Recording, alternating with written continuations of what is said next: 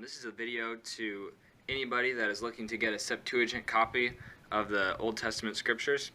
I kind of got excited about the Septuagint and went and purchased, you might have seen this, it's a Brenton Greek and English copy of the Old Testament with Apocrypha. There's nothing necessarily wrong with it, but if you don't understand Greek, then, you know, it's not extremely helpful. Most of it is, all Greek-related things, and then there's just a small English column on the right. And it's a pretty small, maybe like a 6 or 7 point font right here. It's really pretty hard in the eyes, and the type is sometimes a little bit blotchy, so it's pretty hard to read in some cases. So I found out about a company called lulu.com, and what you can do is send in a PDF and they'll print a book for you. So what I've got up there was Septuagint, went ahead and printed out. This is just kind of a nice little outside cover to it. Thought it'd be funny to stick it leather. But the inside, as you can see, is a nice big font. In comparison between the two, you can tell this is quite a bit easier to read. Technically, it's really not even that big compared to some of my other Bibles, but it's definitely a huge improvement between the two. So this is about a it's like a 9.5 or something font, give or take, and it's really turned out really nice. Really impressed with Lulu. One of the best things about this is for how cheap you can get these things. So it's only taken just a few hours of formatting. I found a free PDF of Brenton, if I can show you here. Right here, it's at ebible.org/pdf/eng-Brenton. And here I was able to find a 6x9 copy of the Septuagint by Brenton. And this comes up with a PDF, and that I was able to scale to the size of this book, which is a letter format, 8.5 by 11. And from that, I was able to get this right here, which right here is the hardback version, which is $30 to print.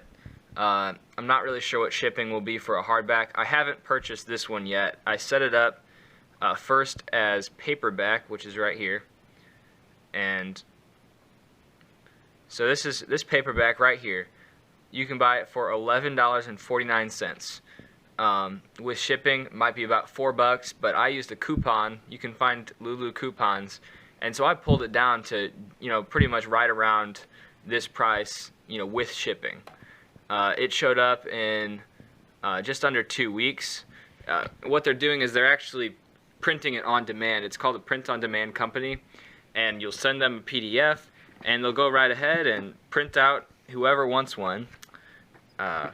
Anyway, I'm really excited about just being able to get a very easy and more readable version of the Septuagint. It'll definitely help my studies in comparison to over here, and it's definitely helping as I'm making an audiobook of it. If anybody's interested, I can also try to make a 6x9, use the original PDF as a 6x9. One thing I'm thinking is it's probably going to be more like a 7.5 or 8 point font when you shrink it down. But if anybody's looking for an even more manageable size, right here is about a textbook size, but the 6x9 would be pretty nice. And then you can get one of these and start reading the Septuagint for yourself. A couple quick highlights just to show you what's going on in the PDF side of things. Whoever compiled this has quite a few little notes that'll compare things to the Hebrew, I believe. I haven't given a whole lot of look at these footnotes, but you can do so if you wanted to look up the PDF. You could go ahead and research it ahead of time. As far as what's included, is it'll come with, get it back in the light, it comes with the canonical books, and then it goes right here from Tobit, all the way down to the 4th Maccabees. That's all included in Brenton's translation. And one thing to note, I have made edits to this text on what I ended up uploading right here. So I added one more white page, and so the copy that will be selling on Lulu right now will be 1 page off from what you're seeing right here. So the table of contents will be shifted over to here, and then Genesis will start on the right page. I did that because the formatting was just a tad off, and instead of the 2 pages being shifted outward more in order to allow room for binding, they were actually both shifted inward. So that got corrected and should be good to go on Lulu.com. Some things I'm looking to do possibly in the future is take some of these other early writings, things like the Book of Enoch, things like Shepherd of Hermas, some other early church things and letters perhaps.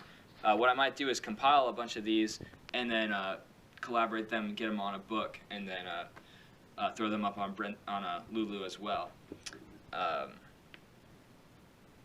In the meantime, what I'll also do is maybe compile some of these PDFs all together.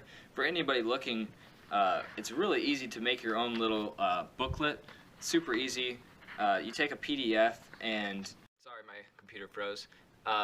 So you'll click on print, come right here, assign it to your printer, and instead of, it'll normally have it clicked on size, you'll go over here, click booklet, and what it'll do is shift the PDF sideways and make 2 sides of a 6x9 little booklet, and it'll go ahead and set it up for you. So all you have to do is click print. It'll print through all the pages on one side, then you'll go and flip the pages around and print on the other side.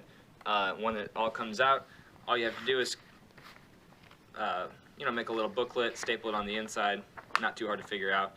But these are really nice just as a quick, easy to read copy. I don't really like sitting there staring at a computer the whole time as well. So,